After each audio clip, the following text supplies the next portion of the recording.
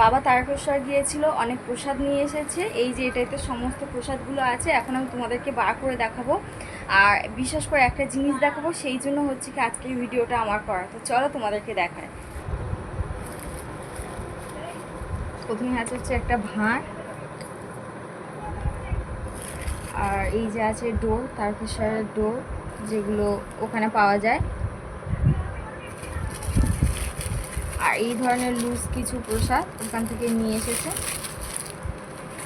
আর এটাই হচ্ছে গিয়ে পুজো দিয়েছিল, এটা হচ্ছে 55 টাকা নিয়েছে। এখন দেখবো এর ভেতর কি আছে, বাবা নিজেও দেখেনি এর ভেতর কি ছিল। এখন আমিও দেখবো, তোমাদেরকেও দেখাবো।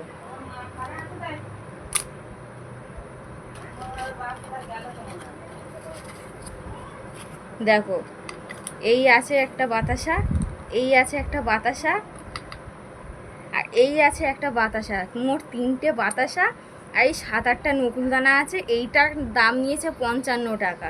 ঠিক আছে, তো এই ভাঁড়টা তো আমি দেখালাম তোমাদেরকে কি কি ছিল। আর এটার দাম নিয়েছিল, মানে এটা প্রসাদের মূল্য হিসেবে পড়েছিল 55 টাকা।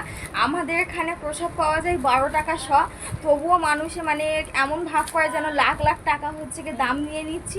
এবং সেই 12 টাকা শ হিসেবে থাকে তোমার বাতাসা, দুরকম সাদা এবং লাল, নকুলদানা, মঠ, কদমা, ছাঁচ, চিনির সন্দেশ, এতগুলো দিয়ে 12 টাকা শ এখানে বিক্রি হয়। এখানে 3টে মাত্র বাতাসা ছিল, 7-8টা নকুলদানা, সেইটারই দাম নিয়েছে তোমার হলো 55 টাকা।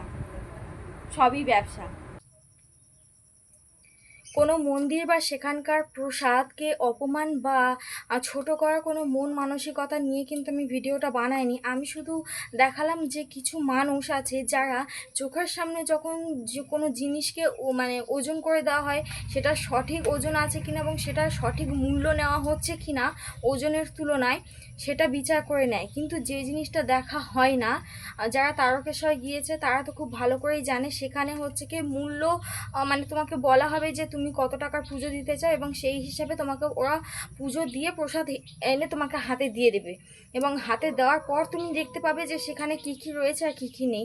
যদিও ওই মুহূর্তে কেউ খুলে দেখে না, সবাই বাড়িতে নিয়ে এসে যখন প্রসাদগুলো বাড়ির লোকজনদেরকে দেয় তখনই হচ্ছে কি খুলে দেখে।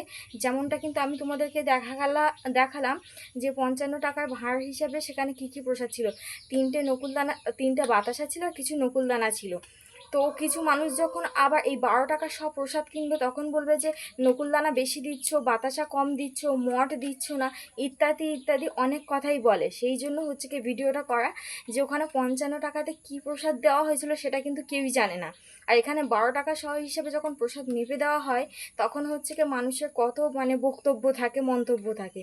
তো এটাই আমি কিন্তু এখনও বলছি যে প্রসাদটাকে আমার ছোট বা অপমান করার কোনো মন মানসিকতা নিয়ে আমি ভিডিওটা বানাইনি। শুধু কিছু মানুষকে এটাই দেখালাম যে সব জায়গায় প্রসাদ বা সেগুলোর মূল্য কিন্তু একই হয় না।